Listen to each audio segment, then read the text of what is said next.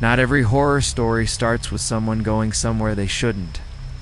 Some of them start with someone doing exactly what they were trained to do on a day that was supposed to be routine, in a place that was supposed to be safe, and finding something that had been sealed for a reason.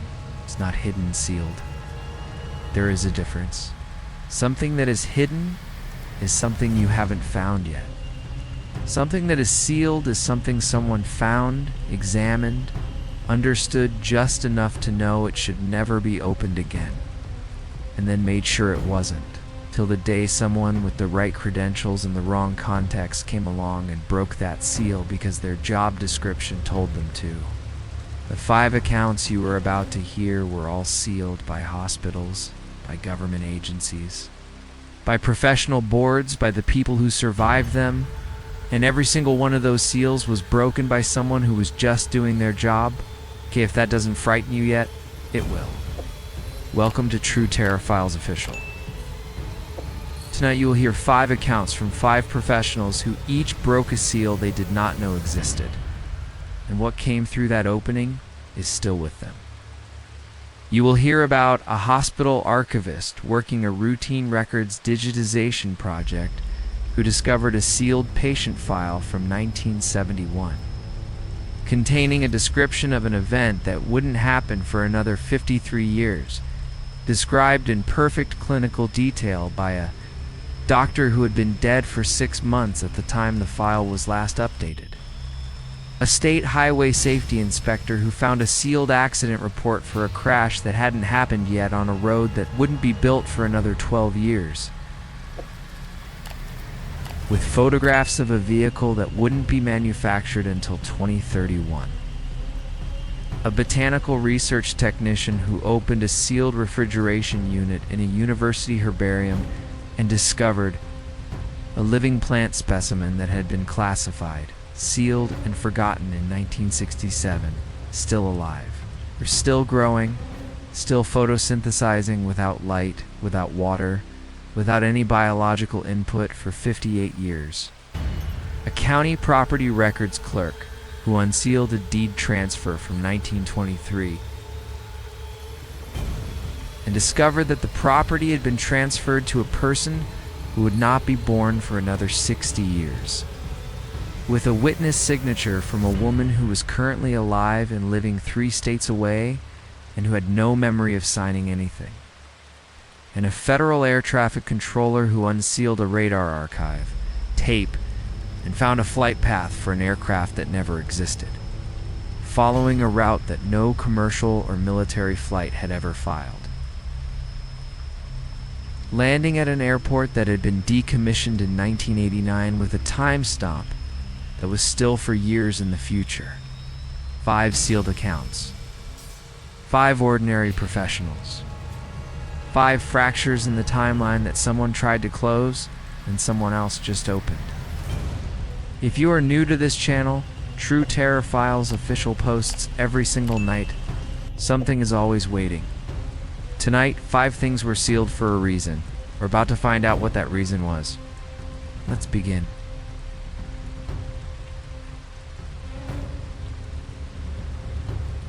Maren Kessler was 43 years old and had worked as a medical records archivist at Calvert Memorial Hospital for 11 years when the digitization project began. A hospital-mandated initiative to convert decades of paper patient files into an electronic health record system. Work that was simultaneously tedious and delicate because each file had to be reviewed for completeness and compliance before scanning. A process that required Maren to read every document in every folder she processed.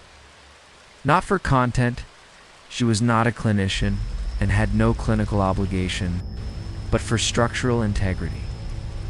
Verifying that each file contained the required forms, consents, physician notes, and discharge summaries in the correct sequence before the documents were fed through the scanner.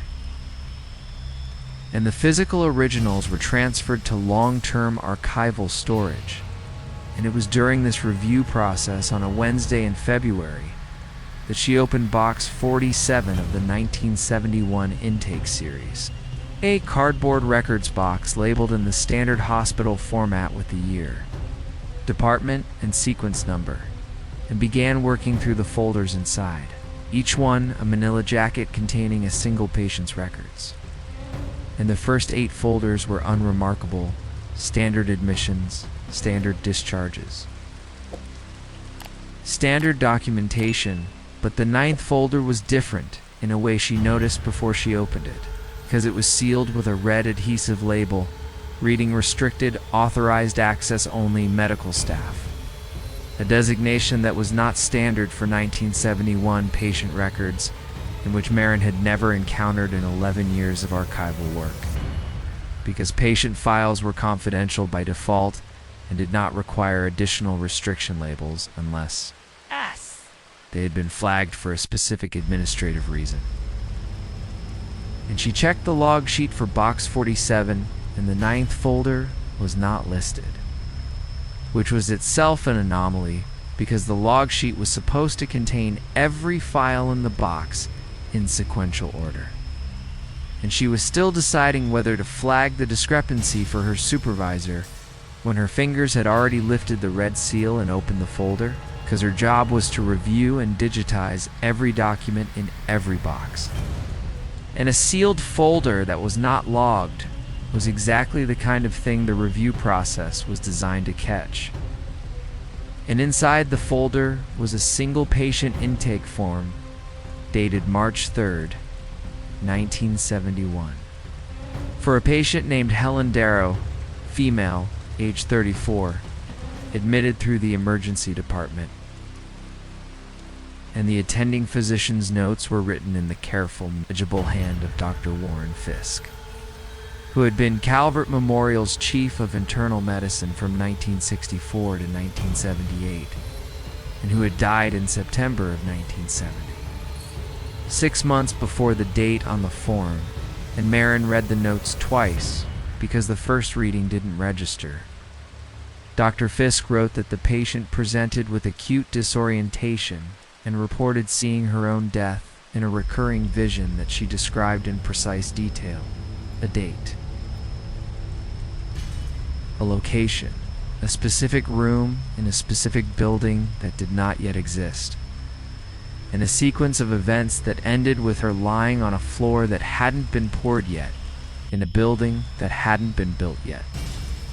And Dr. Fisk documented this not as a psychiatric symptom, but as a clinical observation, noting that the patient's vital signs and neurological responses were normal, and that the content of her visions contained details she could not have known through any accessible information source,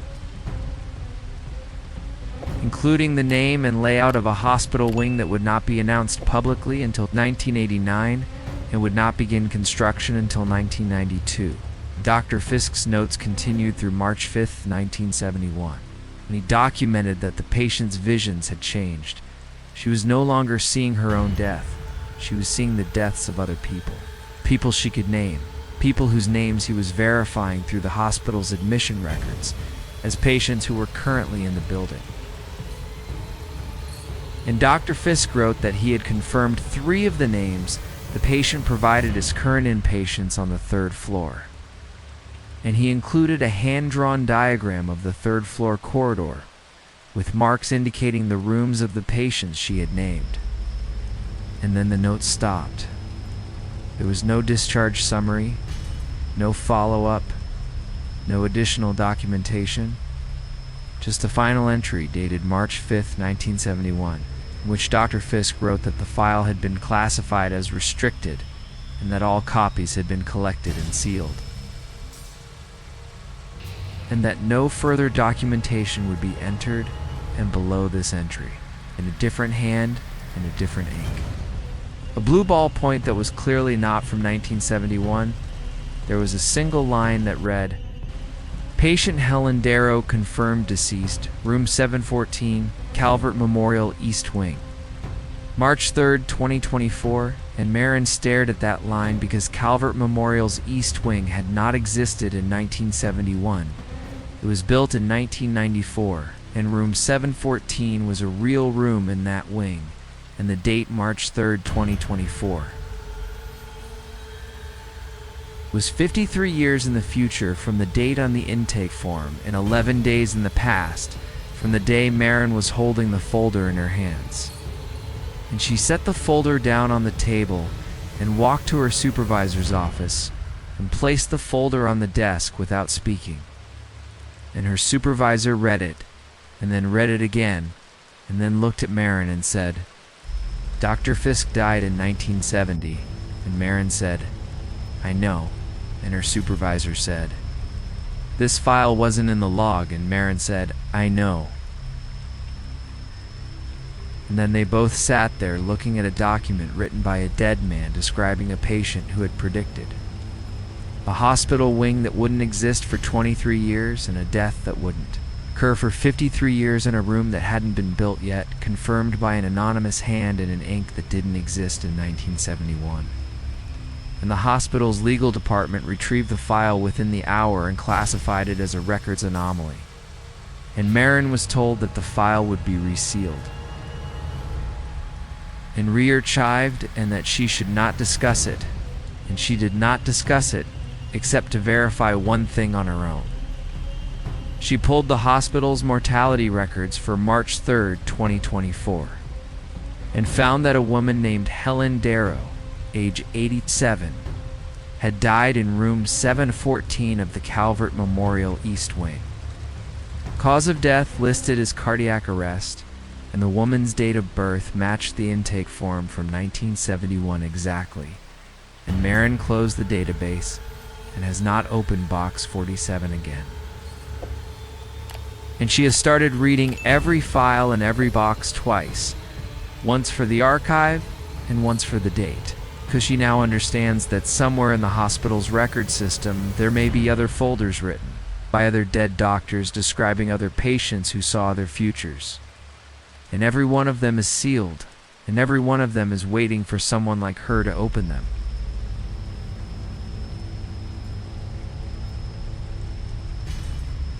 Tomas Rueda was 38 years old and a senior highway safety analyst for the State Department of Transportation, position that involved reviewing accident data, infrastructure integrity reports, and historical incident files for state-maintained roadways.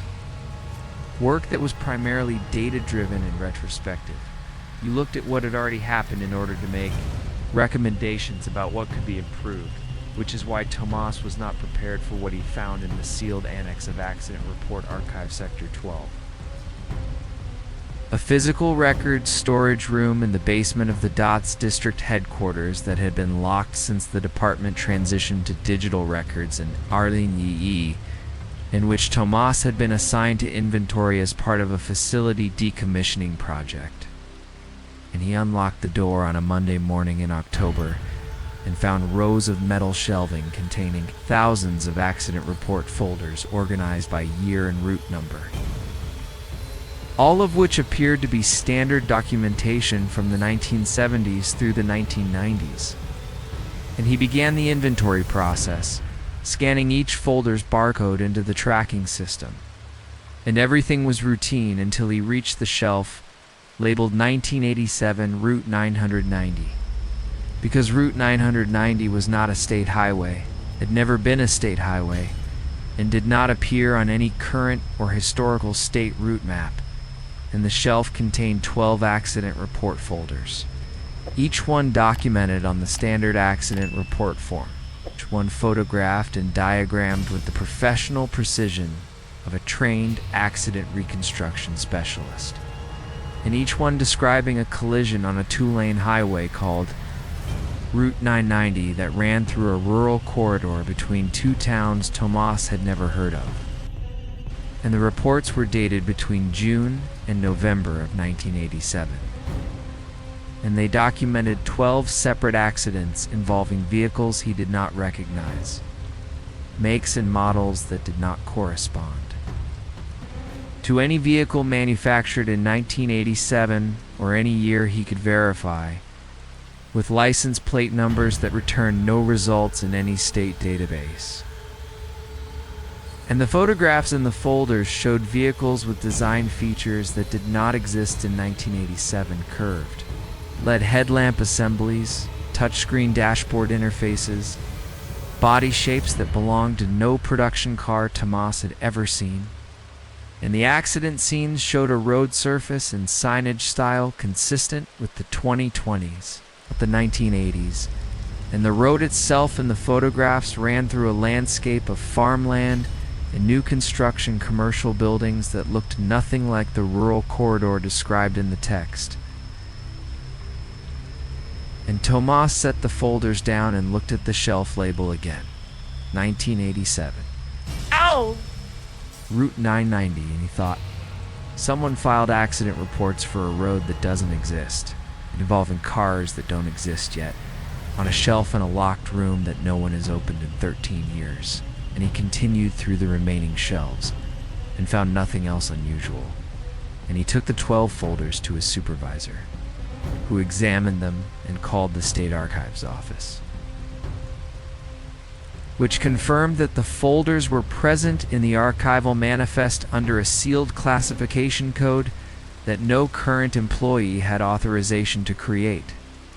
And the state archivist who responded to the inquiry reviewed the classification and said that the code had been entered in 1987 by a deputy director who had retired in 1993 and died in 2004, and who had apparently sealed these 12 reports under a protocol that no longer existed in any current policy manual. And Tomas asked the question that was sitting in the center of the room like a stone: is Route 990 a real road? And the archivist said, not currently. And Tomas said, what do you mean, not currently? The archivist said, there is a proposed highway corridor designated 990 in the 2035 State Infrastructure Plan. It was a proposal. Nothing has been approved. There is no road. And Tomas looked at the 12 accident reports dated 1987 and the photographs of a road that looked exactly like a modern 2-lane state highway. And the vehicles that looked exactly like cars that hadn't been invented yet. And he said, someone in 1987 filed accident reports for a road that won't be built until at least 2035. And the archivist was silent for a long time and then said, the reports are sealed. Return them to the shelf. And Tomas returned them to the shelf and locked the room and submitted his inventory report. And in the inventory report, he listed Sector 12 as complete with no anomalies. And he has never told anyone at the dot what he found. Dot. But he has checked the 2035 infrastructure plan every month since, and Route 990 is still listed as proposed. And the proposed corridor runs through the exact landscape he saw in the photographs. And the 2 towns named in the reports are real towns that currently exist, and the road that will connect them does not exist yet. And the 12 accidents that were documented in 1987 have not happened yet.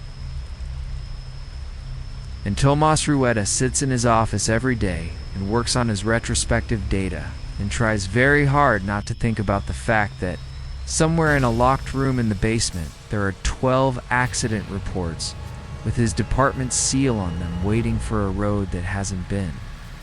Built to carry cars that haven't been made so that collisions that were documented 38 years ago can finally occur. And he has started wondering who will be driving those cars and whether one of the reports has his name on it.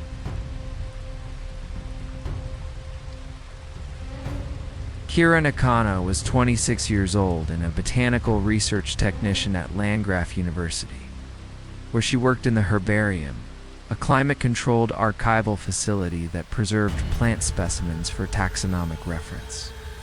A job that was exactly as quiet and methodical as it sounded, consisting primarily of cataloging pressed and dried plant specimens, maintaining the refrigeration units that held tissue samples, and occasionally processing new accessions from university field expeditions.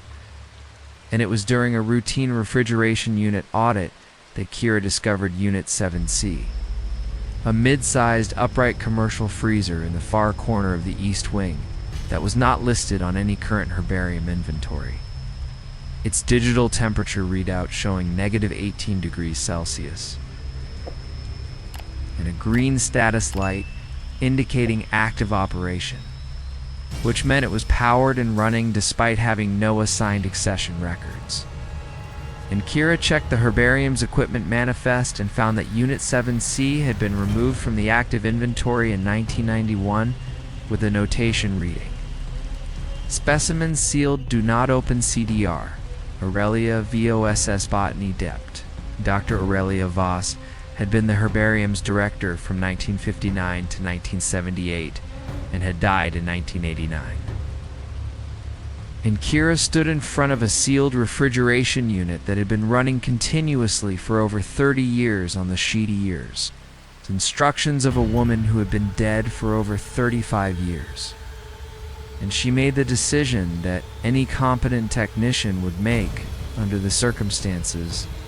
She opened it, because a running refrigeration unit with no records was an equipment compliance issue, and she was responsible for equipment compliance, and the interior was standard wire shelves.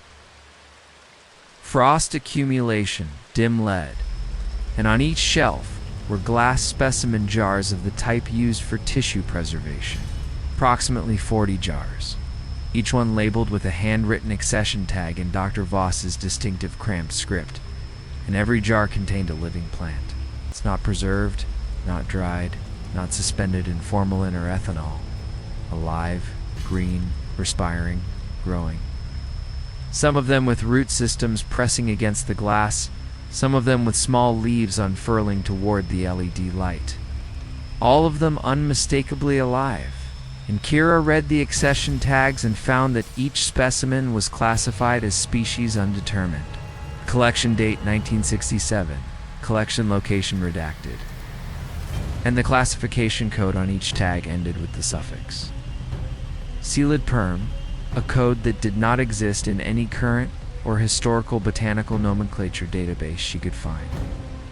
And she reached into the unit and lifted one jar from the shelf, and the plant inside was warm to the touch. Not ambient freezer temperature, but warm, as though it was generating its own heat. And the soil in the jar was dry. There was no moisture source, no condensation, no nutrient medium. Nothing to sustain a living organism, and yet the plant was not just surviving. It was growing slowly, deliberately, in the dark, in the cold, without water, without light, without any input for 58 years. And she replaced the jar and closed the unit and called the university's environmental health office, and a compliance officer arrived and documented the unit and asked Kira if she had removed any specimens. And she said she had lifted one jar briefly to examine the label, and the compliance officer asked her to wash her hands, which she had already done, and then asked her a question that shifted the entire frame of the experience. Did she notice whether the plant moved when she removed the jar from the shelf? Not grew, shifted from gravity, but moved with direction? And Kira started to say no, and then stopped because she had noticed something. At a slight reorientation of the leaves toward her hand as she held the jar. Not toward the LED light, but toward her skin. She said maybe. And the compliance officer wrote something in his report that she couldn't see. And the unit was resealed with a new restriction label, bearing the university's current compliance code and a directive to refer any inquiries to the Office of Research Integrity. And Kira has not been permitted to access the East Wing since, and she has not been told what the specimens are or where they were collected, or what Dr. Voss found in 1967 that required permanent sealing. But she has heard through the department that the unit is still running, and she has heard that the plants are still growing. She has heard that someone from the Office of Research Integrity visits the herbarium once a month too, to check the temperature readout. And she has decided that whatever Dr. Voss found was not a plant, or not only a plant, because plants do not generate heat, and plants do not survive 58 years without water, and plants do not orient toward human contact. And whatever is growing in those jars in the dark is doing something that has no botanical explanation. And it has been doing it since 1967, and it shows no sign of stopping. The only person who knew what it was died 37 years ago. And she left instructions to keep it sealed. And someone opened it anyway, and Kira touched one of them. And she has started keeping her apartment warmer than she used to, because she cannot stop thinking about the specific warmth of that jar in her hand. The particular temperature of something alive in the cold that should not have been alive at all. And the way the leaves turned toward her skin like they recognized her. Like they'd been waiting in the dark for 58 years for someone to finally reach in.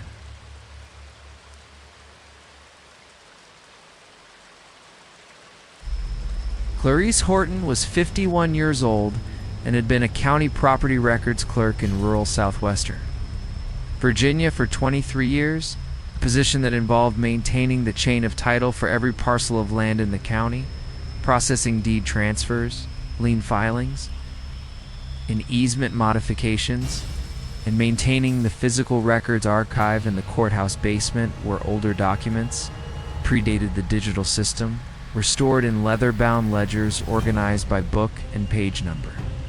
And it was during a routine archival reorganization on a Thursday in August that Clarice opened Book 44. A leather ledger containing deed transfers recorded between 1921 and 1925, and began verifying the page sequence against the index.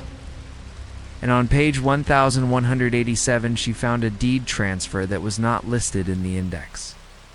A deed recorded on September 14, 1923, transferring a parcel of land, Lot 16, Section C of the Granger Creek subdivision from a grantor named Wallace Teague to a grantee named Daniel Reinhold Horton, and the deed was witnessed by a woman named Ada Fay Colt. And it was notarized by a justice of the peace whose stamp was legible and whose commission number corresponded to a real official serving in that county in 1923. And the deed was written on the correct paper stock for the period, and the ink was consistent with early 20th century. Iron gall formulation, and the handwriting was steady and professional, and there was no visible sign of forgery, tampering, or anachronism in the document itself. And Clarice would have classified this as a simple index omission, except for three things. First, the Granger Creek subdivision did not exist in 1923. It was a housing development that was platted and approved in 2004, and construction was completed in 2007. And Lot 16. Section C was a real parcel with a real address in a subdivision that would not break ground for another 81 years. Second, the grantee's name, Daniel Reinhold Horton, was the full legal name of Clarice's grandson, who was currently 9 years old and lived in Richmond and had no connection to the county or to any real estate transaction. She knew this with the specific certainty of a grandmother who had memorized every detail of that child's birth certificate. And third, the witness Ada Fay Colt was a name Clarice recognized, because Ada Fay Colt was currently 84 years old and living in a retirement community in Charlotte, North Carolina, and Clarice knew this because Ada Fay Colt was her mother. Her mother had never mentioned signing any deed in 1923 because her mother was born in 1942, which was 19 years after the deed was recorded. And the signature on the document was her mother's signature, not a similar handwriting, not a plausible approximation, but the exact specific way her mother formed her C's and looped her T's. A signature Clarice had seen on birthday cards and holiday letters her entire life. And Clarice closed the book and sat in the basement of the courthouse where she had worked for 23 years and tried to find a framework that could hold what she had just seen. And she could not, because the deed was not a forgery. She had enough professional experience to recognize a forged document. And this was not one, and the deed was not misfiled. It was recorded in the correct book for 1923 on a page that was physically part of the ledger's binding. And the deed was not a fiction. The subdivision was real, and the lot number corresponded to a real parcel that currently existed, and the grantee was her living grandson. And she drove to Charlotte that weekend and asked her mother if she had ever signed a property deed for anyone named Wallace Teague or Daniel Horton, and her mother said no. And Clarice showed her a photograph of the signature on her phone, and her mother looked at it and said, "That's my handwriting." And they sat in the retirement community dining room and looked at a signature that was impossibly hers on a document that was impossibly old. And Clarice has not recorded the deed in the digital index because she does not know how to classify a document that transfers property that didn't exist yet to a child who wasn't born yet, witnessed by a woman who wasn't born yet. And she has gone back to book 44 3 times since, and the deed is still there on page 1187. And the ink has not faded, and the paper has not aged beyond what a 100-year-old document should look like. And every time she opens the book, she looks for some detail that will let her dismiss it: a wrong paper, a wrong ink, a wrong name. And she cannot find one, and she has started to believe that the deed is real, genuinely and completely real. Which means that in 1923, someone transferred a piece of land to a boy who would not exist for another century, and her mother witnessed it before she existed. Great-grandmother was born, and whether whatever is on that lot right now knows who it belongs to and is patient enough to keep waiting.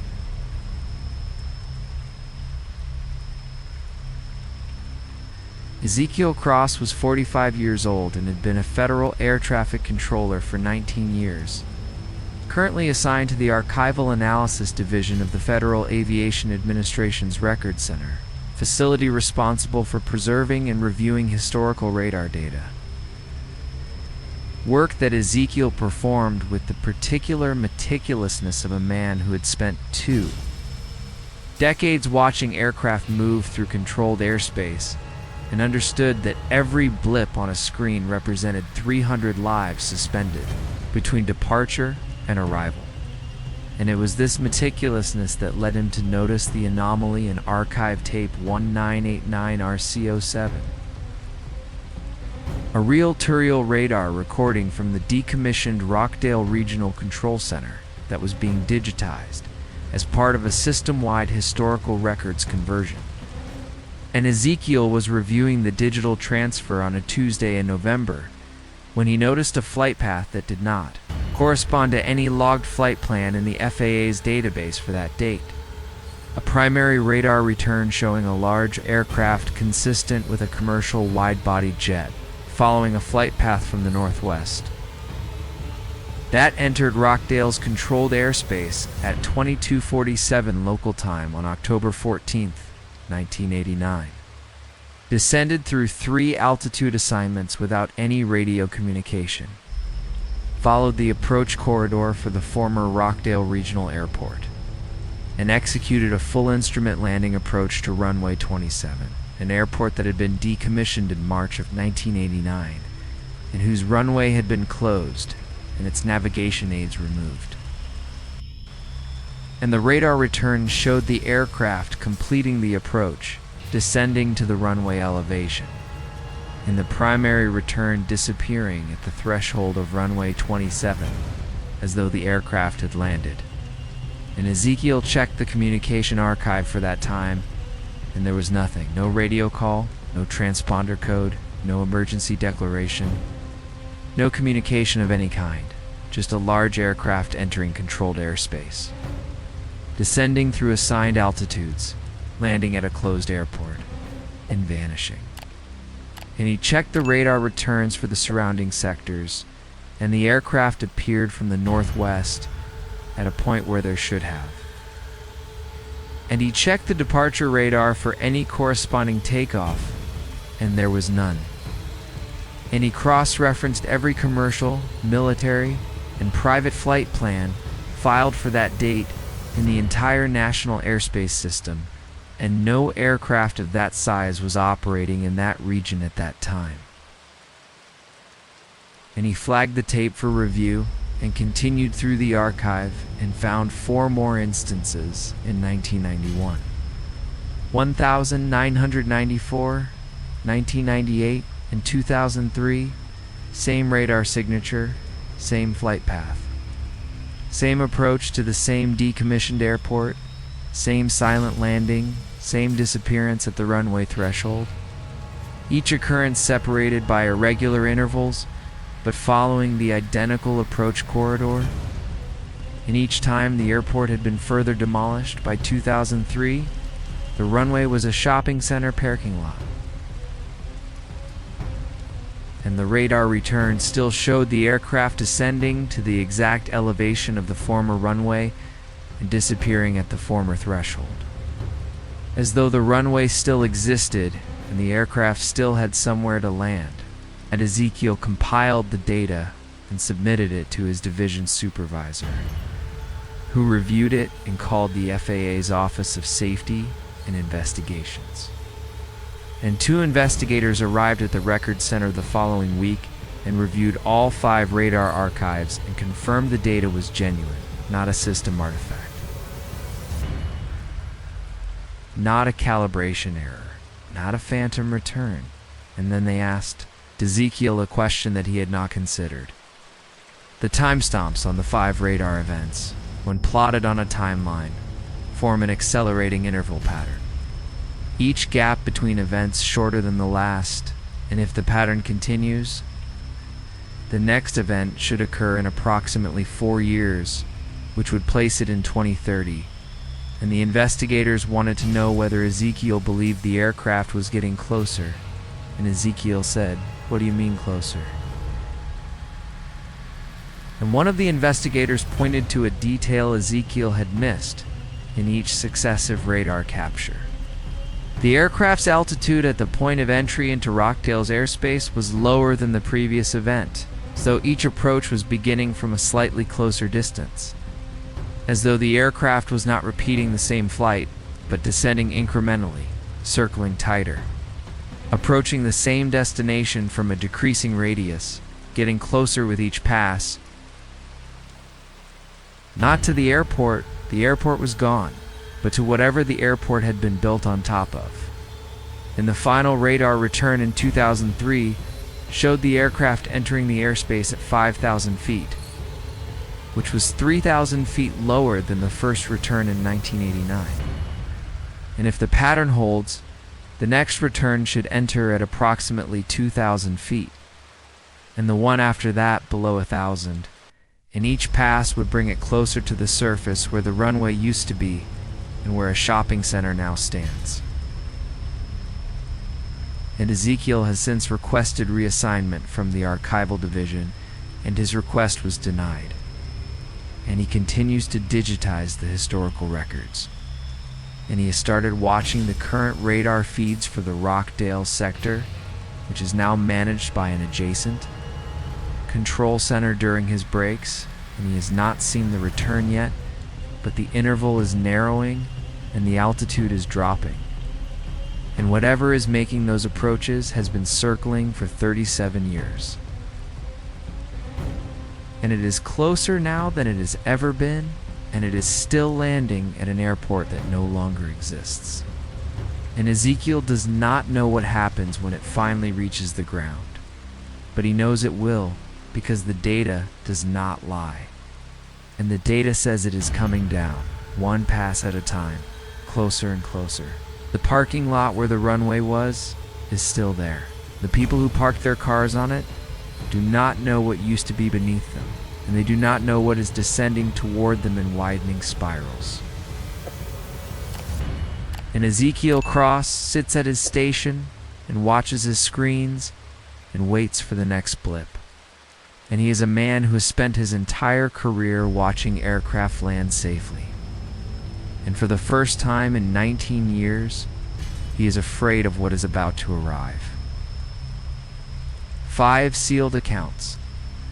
5 professionals who opened something they were never supposed to touch, not because they were reckless, but because their job descriptions didn't include a line item for the impossible. And the seals weren't marked in any manual they'd been trained on, and by the time they understood what they'd broken open, it was already breathing. The doctor who documented a death before the hospital wing was built. The inspector who filed away accidents on a highway from the future.